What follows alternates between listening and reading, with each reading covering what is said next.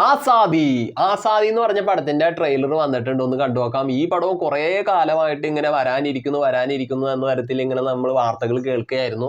ഇതിപ്പോ ആ പടത്തിന്റെ ഒരു നമ്മളിലേക്ക് കടന്നു വരാനുള്ള തുടക്കമായിരിക്കുന്നു. അപ്പൊ അതിന്റെ ട്രെയിലർ നമുക്കൊന്ന് കാണാം. ഈ ചിത്രത്തിൽ വാണി വിശ്വനാഥ് അഭിനയിക്കുന്നുണ്ട്, ലാൽ അഭിനയിക്കുന്നുണ്ട്, സൈജു കുറുപ്പ് അഭിനയിക്കുന്നുണ്ട്. നായകനായിട്ട് ശ്രീനാഥ് വാസിയാണ്. ശ്രീനാഥ് വാസി ഇപ്പൊ ഒന്ന് കത്തി നിൽക്കുന്ന കാലമാണല്ലോ. അപ്പൊ നമുക്കൊന്ന് കാണാം.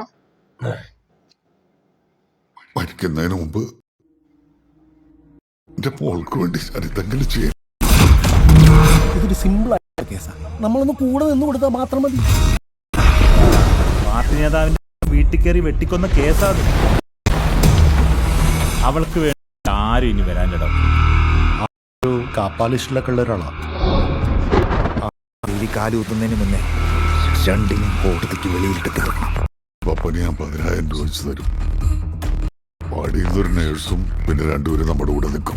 ഇനി ഒരാളെയും കൂടെ ഒപ്പിക്കണം. വർക്കൗട്ട് ആവാൻ 99% ചാൻസില്ല.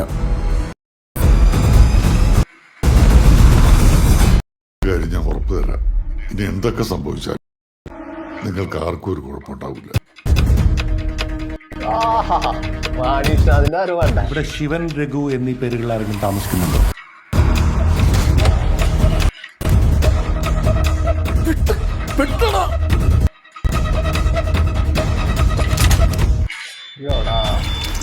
ഈ കേസ് ഒന്നും ചെയ്യാൻ പറ്റില്ല.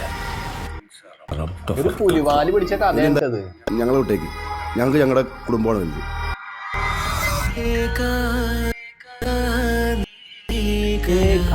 ഈ നരകത്തിൽ നിന്ന് എന്തായാലും ഞാൻ പുറത്തുകൊണ്ടുവന്നിരിക്കും. എങ്കിൽ നീ കൊണ്ടുപോ, ഞാനൊന്ന് കാണട്ടെ. അപ്പുറം നീ എന്നെ പുടുങ്ക പോറേന്ന് പാക്ക.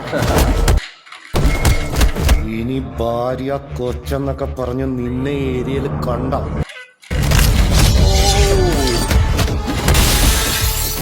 നിന്നെ തീർത്തോടെ.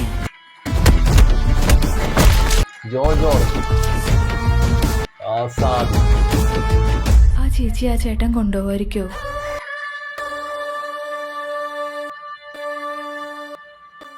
മെയ് 20 സിനിമ പറഞ്ഞിട്ടുള്ളത്. എന്തായാലും ഈ സിനിമ ഒരു സംഭവമായി മാറാൻ സാധ്യത കൂടുതലാണ്. കാരണം ഒരു പുലിവാല് പിടിച്ച കഥ അല്ലേ. നമ്മുടെയൊക്കെ സാധാരണക്കാരുടെ ഒക്കെ ജീവിതത്തിലൊക്കെ സ്ഥിരമായിട്ട് സംഭവിക്കാൻ ചാൻസ് കൂടുതലുള്ള ഒരു വിഷയത്തെയാണ് ഇതിൽ കൈകാര്യം ചെയ്തിരിക്കുന്നത്. ഇതിൽ എന്തായാലും ശ്രീനാഥ് ബാസി അഭിനയത്തിന്റെ കാര്യത്തിൽ പുള്ളി ടോപ്പാണ്, മിടുക്കനാണ്, നന്നായിട്ട് അഭിനയിക്കാനുള്ള ഒരു കഴിവുണ്ട് അങ്ങേർക്ക്. അത് സൂപ്പറാണ്. അപ്പൊ ഈ സിനിമ സെറ്റപ്പായി മാറട്ടെ, അടിപൊളിയായി മാറട്ടെ. ഇത് സാഗറാണ് ഇതിന്റെ രചന ചെയ്തിരിക്കുന്നത്. അതുപോലെ തന്നെ ജോർജാണ് സംവിധാനം. ലാലിന്റെ ഒക്കെ വേഷങ്ങളൊക്കെ എനിക്ക് ഇതിലെ കാണുമ്പോഴേക്ക് അൻവറിലൊക്കെ ആ ഒരു ഇതാണ് തോന്നണത്. ആ ഒരു മുഖത്ത് വരുന്ന ഭാവങ്ങൾ. വാണി വിശ്വനാഥ് കുഞ്ഞ പൊന്നെ കുറെ കാലത്തിന് ശേഷം ഒരു കില്ലാടി റോളായിട്ട് വന്നേക്കാണ്. അപ്പൊ ഓക്കെ, ടാറ്റാ, ബൈ ബൈ.